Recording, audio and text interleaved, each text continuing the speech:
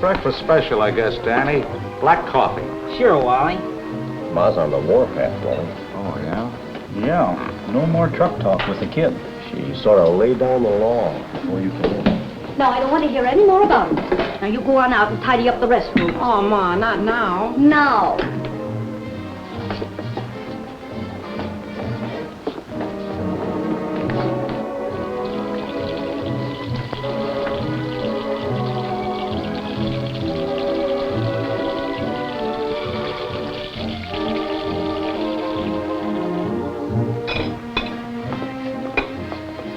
Mighty good, Ma.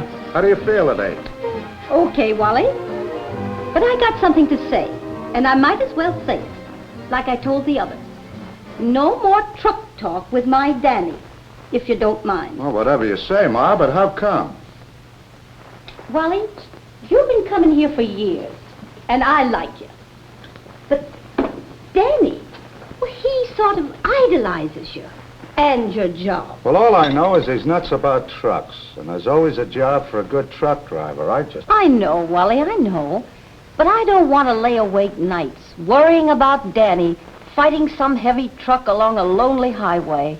It's not safe, especially for a youngster like him. Well, now, Ma, just a minute.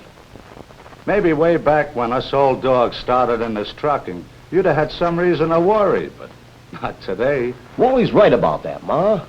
Why, heck, in those days, we did our braking from the seat of our pants. Yeah, and steering the old rigs was really horse and haul, eh, Blake? Oh, yep, with one foot up against the dash on those sharp corners. And the cabs, Wally, colder than a park bench in January. Yeah, it sure was rough in those days. But look at it now, Ma. The rigs are better built and easier to handle. The cab is comfortable in all kinds of weather, and when you're pushing her over the road, you know you got power brakes you can depend upon. And steering almost like a pleasure car. Then the job itself has changed. Used to be a tough racket, sure. But today we're part of a big industry. It's important and respected. A good living, Ma. Good pay and plenty of responsibility. And besides, they don't usually put kids like Danny on the big rigs. So if he really wants to do some trucking, he'll probably make out all right. That's what I've been trying to tell her, Wally. But she won't listen. What you got against trucking anyway, Ma? Oh, nothing. I just thought... Oh, never mind. Look, kid, if you're dead set on doing a little driving, I mean if you don't want Ma to say I told you so, maybe some tips from the old hands here. Oh, gosh, Wally, what's so tough about driving a truck? Well, it's not as easy as it looks, Danny, with today's requirements. And there's a whale of a lot in doing the job right. There are truck drivers, period. And there are guys who take pride in their work. And some can get more out of a truck than others, just by driving it right. Take speed, for instance.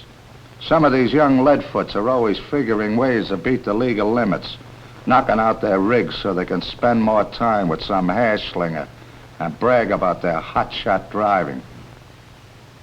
Well, if they were half as good as they talk, they'd think of the truck and realize the legal speed saves brakes, tires, gas, oil, and the load. Easier on the driver, too. Cuts fatigue. And fatigue is what gets you in the most highway accidents. Ask any experienced driver, Danny, and he'll tell you that safe driving is just plain good driving. You take care of one, and the other comes along with it. You fellas agree? Well, you can't argue with that, Wally. Look.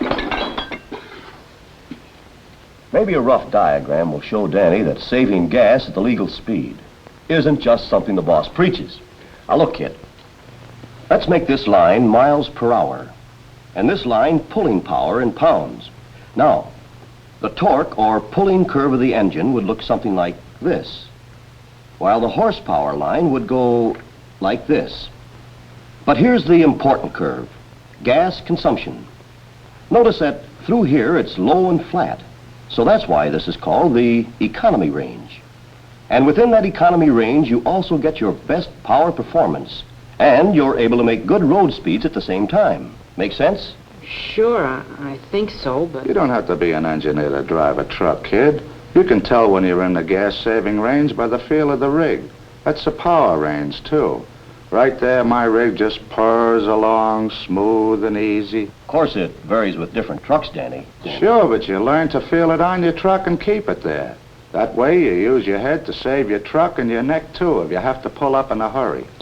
You know, when it really comes down to saving your truck, how about lugging? Nothing beats up engines worse than that. And there's no reason for it these days. What Rogers means is that today, almost every heavy-duty truck has a modern 2-speed axle. Some of them even have synchro mesh transmission. So there's no reason for the driver to let them lug. You see, kid, when you come onto a hill with a heavy truck, you gotta keep up your road speed. When that speedometer needle starts to drop, you're losing momentum. And the engine has to strain if you try to stay in the same gear. You have to act fast because of the heavy load behind. By itself, a tractor can glide along like a kid on roller skates. But with a heavy load, it takes plenty of power to get moving. Well, the good driver gives his engine every brake he can to keep moving. The minute he starts losing road speed, he either switches from high to low axle or shifts down, or maybe both. But he doesn't wait until the engine screams for mercy. He pops her right into the right gear at the right time to keep rolling. Same with traffic and lights. You can save a lot of wear and tear on both yourself and your truck by timing lights and traffic to hang on to your momentum and avoid shifting. Of course, you can't make them all, but by hanging back, you can make a gradual stop. Or maybe you only have to shift down one gear. That way, you're saving brakes, tires, gas, oil, and yourself. And here's another thing, Danny. With smaller rigs like mine, you make a lot of stops and starts.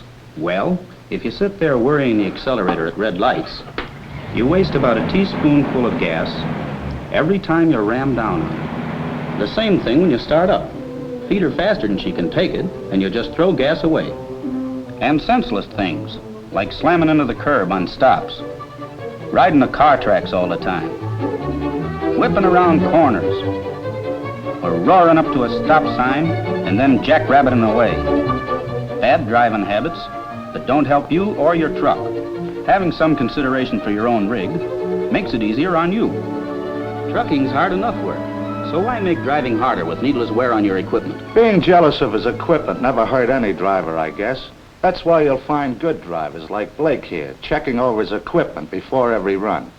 Things like tires, fifth wheel, rear views, and only starting out after they've warmed up the engine. But Danny, that's the way it is with good drivers. And you'll find them in every kind of rig. Farm trucks, city deliveries, tankers, stakes, pickups, high racks, off-the-road jobs, it doesn't matter. They all take pride in being able to get the most out of their rigs. And they'll qualify as good drivers in anybody's league. Well, kid, there's a lot more, of course. But we gotta roll. Bye, Mom. So long. Bye, boys. Think about it for a while. Maybe you'll change your mind. Not me. I'm sold on it, Wally. Even if Ma isn't. Well, I'll say this much. There's a lot more to truck driving than I realized.